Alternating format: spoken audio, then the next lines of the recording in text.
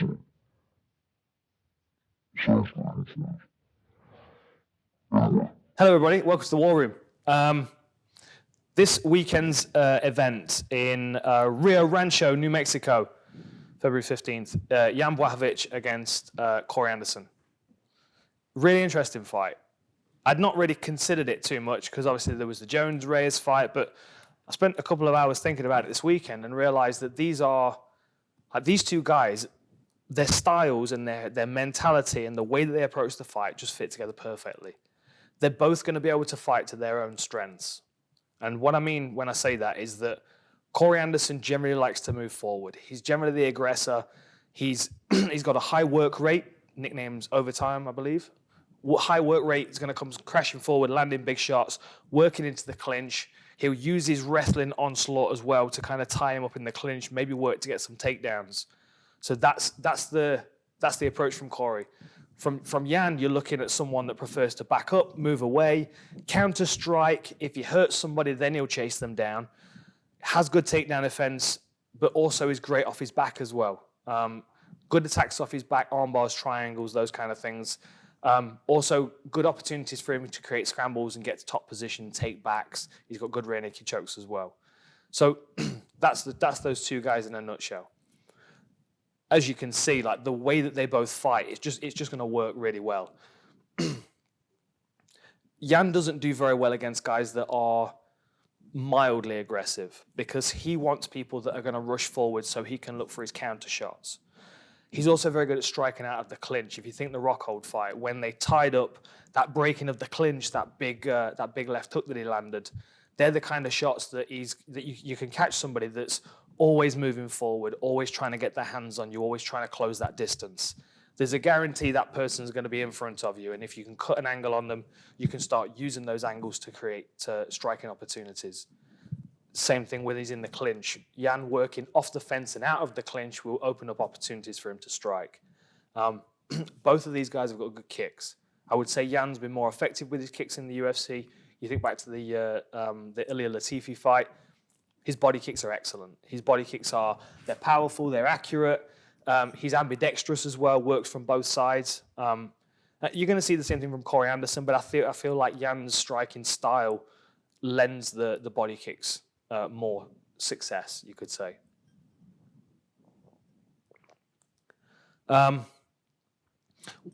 When it comes to the ground game, so Corey's a Division III wrestler. He's got a purple belt under Ricardo Almeida as well. So a confidence in his ground game, but no submission wins or losses on his record. So that tells you that he's not really looking for submissions. I mean, I'm sure if it was offered to him, he would take it. But Jan's a black belt. He's not going to be offering submissions left, right, and center. If anything, the purple belt from Corey Anderson is going to be that's his defense. That's his submission defense. He's a purple belt. Against a black belt, generally, I mean, I know it's not jiu-jitsu, but generally a purple belt would be in defensive mode against a black belt in a grappling match.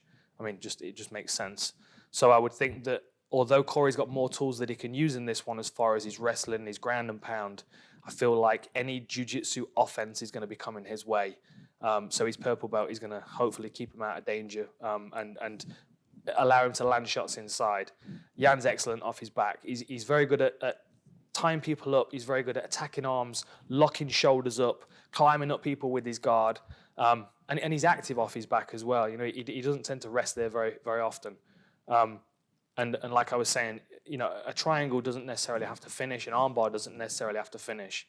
If you look at the percentages of success for those submissions in MMA, they have dropped off, over the years because people's defense has gotten better.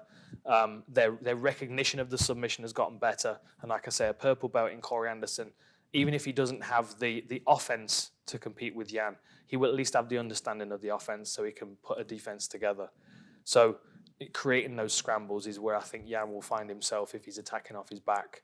I think if he is going to catch a submission, it's most likely going to be from the top position when he's created a scramble, when he's hurt Corey. Then he's got, the Nikita Krylov arm triangle, kind of an arm triangle, rear naked choke, weird kind of thing. But and the Devin Clark guillotine as well up against the fence, if I remember right. Rear naked choke, standing rear naked choke against the fence. Two good examples of Jan seeing a neck and attacking a neck. regardless of hooks, regardless of position, doesn't matter. He talks about Polish power all the time, and if you like Jan's just he's a very dense, thick light heavyweight. If he gets you in a position where he can start to put any kind of compression on you with his arms and shoulders, you immediately feel that space being taken away. I have grappled with him. I've felt this myself, and it's just, it's like it's suffocating, the pressure that he can put on somebody. And I feel like, especially if you've been hit, you've been dazed, or this is a 5-round fight. That's something else we need to talk about. Over a 5-round fight, there are going to be, there are going to be ebbs and flows in conditioning. There's going to be an effort that Corey will put into that might gas him out a bit. They're the times when Jan can take top position and make that Polish power feel dominant. Exposing arm triangles, kimuras, taking the back in scrambles. I think there is options. But if I'm Jan approaching this one, I want to keep it striking. I want to keep it striking, and I want to keep Corey moving forward so I can catch him with my uppercuts and my hooks. Then he follows with the body kicks and his long-range punches, chasing people down. I think I pretty much covered it all. Well, it's just the rounds. So this is, Jan fights over 5 rounds. He's comfortable over 5 rounds. He's done it a couple of times in the UFC before. The downside to Jan fighting 5 rounds is generally a 5-round fight that goes 5 rounds with Jan tends to be a slower pace. He very rarely goes and gets the fight, especially if there's a lot of pressure on him, if it's a big event. If he's fighting someone like Jacare, who was the other one, Thiago Santos, top contenders, big names. Like Jan's getting to that stage now where he wants that title shot and he's ready for it. And he's put some good wins together. I think he's coming off 2 wins, but he had a good streak before that. I think his approach now is not quite as aggressive as it was when he first stepped into the UFC. I think he's more calculated. So I think he's more willing, especially over 25 minutes, far more willing to let someone hang themselves by rushing forward and being wild. Do you know what I mean? Than actually have it feeling like he's got to put pressure on somebody, because he doesn't. He's kind of. This is a battle for a title shot, in my opinion. I think both of these guys are right on that precipice. I think they're both a little bit impatient, which can lead this fight to go 2 ways. Impatience can lead to fighters fighting defensively because they feel like they don't want to lose the opportunity to get a title shot, or it could mean they're impatient and they want to show you what they're capable of. The benefit is, I think we already seen that in the Corey Anderson-Johnny Walker fight, where not only was he effective in the fight with his striking, he never let Johnny Walker off the hook. So there wasn't that thought of, I might gas myself out. Cardio is not an issue for Corey Anderson. So I think the aggression that he showed in that fight is a little bit of a reflection of the impatience that he does feel that he's always being overlooked. And the aggression that he showed after the fight as well, like the passion and the anger and the frustration that he was feeling was all coming out of him with that adrenaline rush. If he's still feeling like that, which I think he is from the interviews, I think he's going to pressure Jan. And that sets up the perfect situation for Jan for his counter-striking and takedown defense. Like I said, I think these guys fit together perfectly. I think it's an idealistic matchup for both of these guys to show their best qualities. It's a tough one to pick, it really is, but I definitely think the winner gets a title shot, and I think they both deserve it. Enjoy the fights. See you next time.